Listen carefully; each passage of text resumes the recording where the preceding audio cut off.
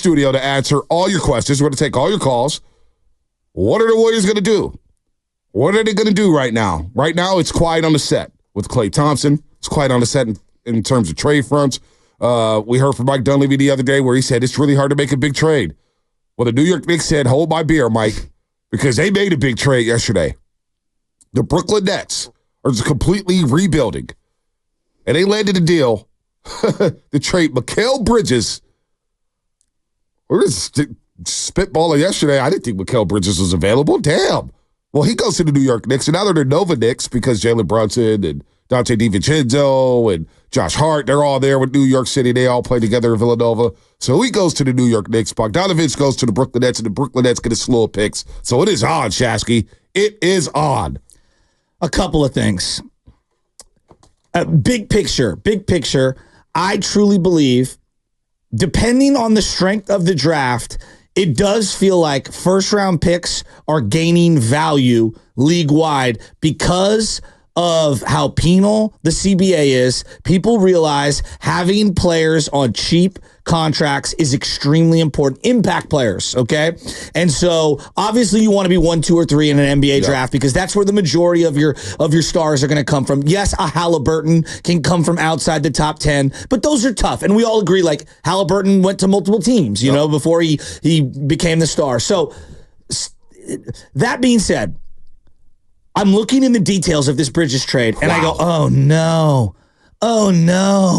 Utah was one of the teams negotiating to try to land Mikail Bridges. Yeah. So right there, just put a pin in my Lauri Markkanen hopes. So that tells you that they were trying to get Mikail Bridges to pair up with Lauri Markkanen and Colin Sexton. Teams that are unloading their best player don't go to pair him with someone else. So all of these teams that have been stockpiling first-round draft picks are now being hyper-aggressive. The Houston Rockets, the New York Knicks. Now, the Knicks still have 6 or 7 picks after surrendering 4. The Utah Jazz. Like, now they're being obvious with it where they realize 2024 isn't the greatest draft. Teams are still trying to hang on to specific protected picks in 2025, 2027, et cetera. Like, they're trying to look out beyond this year. No doubt. It's got a very NFL culture shift going on right now where teams are trying to get guys on that rookie scale who can be impact players. And so, like, I'm just...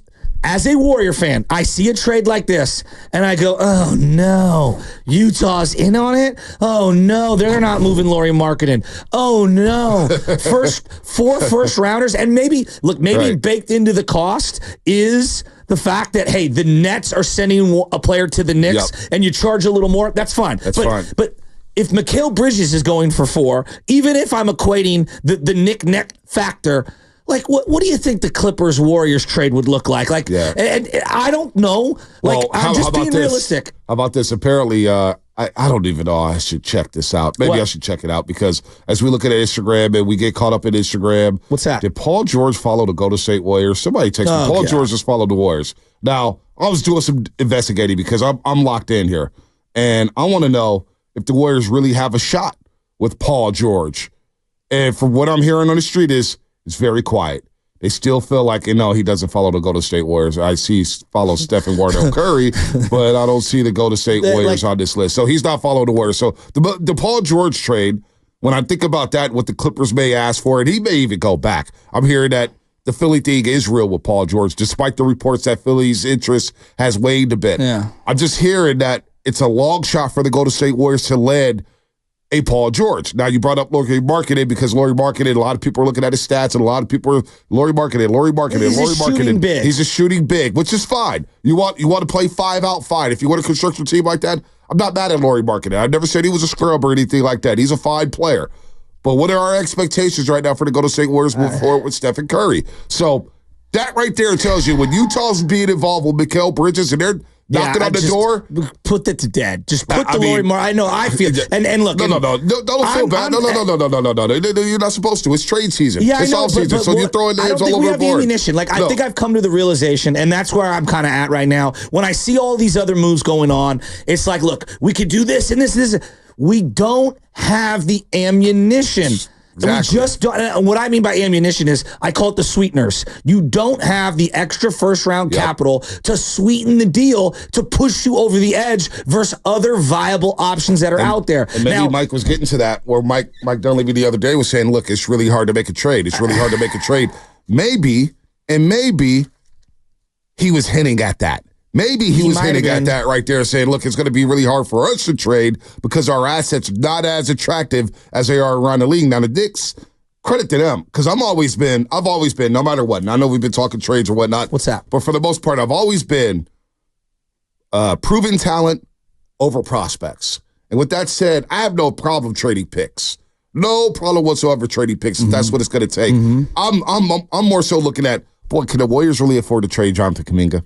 Can they really afford right now? And if you do trade Andrew Wiggins, what are you going to get for it? What are you going to get for Chris Paul? That's fine. But the Knicks traded 6 picks to the Brooklyn Nets. A 2025 unprotected first-round pick. Yeah. A 2027 unprotected first-round pick. A 2029 unprotected first-round pick. A 2031 unprotected first-round pick. A 2025 unprotected Bucks first-round pick, which will probably be low in the first round because the Bucks are probably going to be in the playoffs again. A 2028 unprotected first-round pick swap, and then a 2025 second-round pick. So the Knicks are saying, this is our window to go all in right now with this current setup. And they're hoping to sign OG Anunoby. I do believe he'll come back. They're probably going to break the bank for him. And that's your 5 guys right there trying to guard the Boston Celtics in the playoffs. And they still could trade a Julius Randle for other parts, for cap relief. Like there's a variety of moves.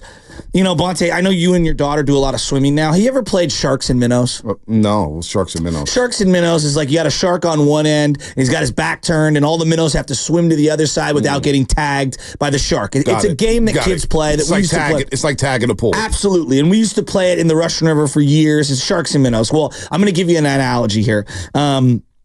Patrick Riley, you know, one of the greatest GMs ever, Pat Riley, would say, we're big whale hunting. We're big game hunting. Well, I call those sharks. Paul George would be what I would put in the shark category. All right? Warrior fans, I've been big game hunting and thinking for 6 months about who we could get, where we could get them. And I'm getting to the point where I think I should pivot from sharks to minnows, and maybe I should start talking more Royce O'Neal, Naj Marshall, Luke Kennard. I mean, I'm looking at some of these tier 2 guys like Josh Okogie, Gary Harris. I mean, Lonnie Walker. We might just be pivoting, and I got egg all over my face. Why do you have egg all over your face? We might just be going from sharks to the minnow category. No, I wouldn't say that right now. We might be bringing home goldfish. Listen, you're focused on the wrong thing, Shasky. You're focused on the wrong thing. Well, I'm kind of sad. No. I'm not ready. I'm not ready. Hold on. You're okay. Let the air out of the balloon. It's the first day of free agency. Relax a little bit. It's a long way to go, baby. Buckle up. I just don't Nobody know if said it was going to be a smooth ride. It's going to be some turbulence. I just don't. You're going to hit some speed bumps. You're going to be okay. I hate turbulence. Don't be doom and gloom already. Anxiety. It's just the first day. I know you got anxiety. I can tell. I will trust me. We know this. Because I saw that trade go down, and I go, great. We just don't have the ammo. But no, honestly, because we were talking back and forth, we're getting into it. And I am shook. Yeah, you are shook. What's the solution, Bonte? I keep hearing that. Even Guru said, what's your solution, Bonte? I said, listen, man, you may really have to take a step back. And I know folks hate to hear that. Steph Curry probably hates hearing that right now. He's probably up right now getting for the Olympics saying, Bonte, shut the hell up. We're not taking a step back. And I get it. That's not Joe Laco's mindset at all.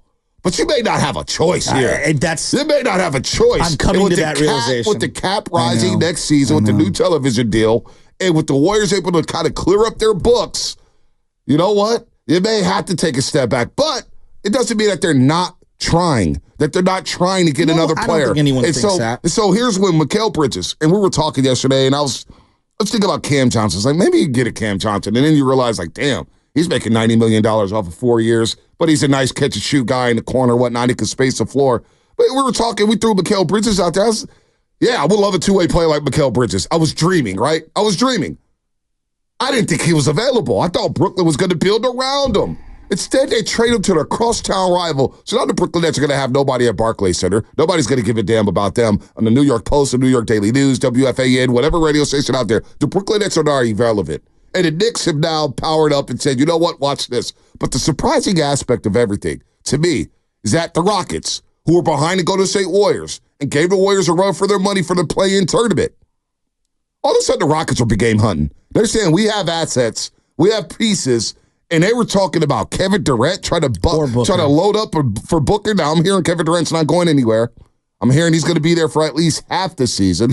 But the fact that the Houston Rockets are now in the mix, and then the Utah Jazz, I was shocked. I said, wait, Utah's going for Mikail Bridges? So they're actually trying to build with Lauri Markkanen and see if they can get Lauri Markkanen and Bridges together. Well, where does that leave the Warriors? I'll tell you where it leaves them. Justin Holiday on the mid-level. Oh, boy. How about Joe Ingles on the mid-level? I mean, these are just some of the names that I'm writing down. They have some picks here. How about Lonnie Walker? The Warriors do have picks. They do have picks right now in the future. Now, this year, the draft starts today, which is crazy. Yeah, but the draft ever started on a Wednesday? I feel like it's always started on Thursday. I'm very confused right now, but it starts today at 5 o'clock, and the Warriors have no picks today in the first round. Yeah, but this is what they don't have that other teams have. Combination first-round picks in the same years to be able to 2 first-round picks in 1 year. Yeah, that's tough. And so the way that the league is set up, you're not allowed to trade consecutive picks. You can pick swap and do things like that, and do unprotected, protected, but you can't do consecutive first-round picks. So you can't just go, here's the next 3 or 4. Like, you have to stagger it. I just look. Can something happen? Yes. I'm kind of now resigning myself to the reality of where they're at. Don't be defeated. You know where I feel like I'm at? No, don't do that. Saving Private Ryan on you? No. Do you remember the scene in Saving Private Ryan where the guy's getting stabbed slowly? I'm not letting you go down there. I'm not letting you go down that road. The air and the oxygen is being sucked out of my Warrior Dynasty life. What a visual! It's a horrible visual, but it's a great movie. And so now I'm seeing stars. And I don't mean like stars as in NBA stars. I'm talking about like night. Like it's over. Shasky's really down bad this morning. Because I just can't come to the realization. Well, it's not shocking. It's not shocking that he's down bad, but I'm not going to take this today. It's the first day. Right. It's the first day. Now, how about this? What if Jonathan Kuminga does take a lead? No, you're laughing. No, I'm being dead serious here. Play him 35 minutes a game? He's going to have no choice. Well, I mean, he had knee tendonitis when he played more than 30 minutes a game. He's going to have no after choice. A couple weeks. Gosh. What if JK takes a leap? I hope. What if he takes that leap and Draymond Green has been high on him. He's talked about him for half a year now. He was our second best player the second half of the season. He's our second best player. And then, he was on the Melo podcast and rumors about LeBron. It's like, Mel, if we have LeBron and we got JK and Curry, he brought up JK right away. You run nice high ball screens with JK. Maybe JK's ready to make that leap. Maybe he is. Jordan Poole made the leap unexpectedly. It's true. He made the leap unexpectedly. You won a damn championship. Also with JK, he's got a chance to do some things athletically in this league that we've rarely seen, right? He's an athletic specimen. He gets above the rim. He got the mid-range jumper. If he works on the 3, great. If he works on his ball handling, great. Point of attack defense. Where is he going to improve at? And then Moses Moody. We've all been waiting to watch Moses Moody. What if Moses Moody is ready to go and he's giving you 13, 14 a game and some nice 3-point shots? So all of a sudden now, your youngsters grow. That's what Dunleavy, I think, and Lacob are banking on. They're banking on Kuminga and Moody to make that leap. And if they can make that leap, okay, maybe you add some other pieces, and I don't know what pieces you're going to be able to add. I don't know what pieces you're going to be able to add in trade because I did not think Mikail Bridges was available. So right now, I don't know who's available out there in the NBA, which is some of the fascinating aspect of this whole offseason, right? We don't know who's going. We don't know who's shaking. But what did we warn? What did we warn everybody? This NBA offseason will be as chaotic as it was in 2019. And it's already started off with a bang. So buckle up, folks. Don't be sad. Don't be all doom and gloom on the first day saying, oh, man, we're all done. We got a long way to go, folks.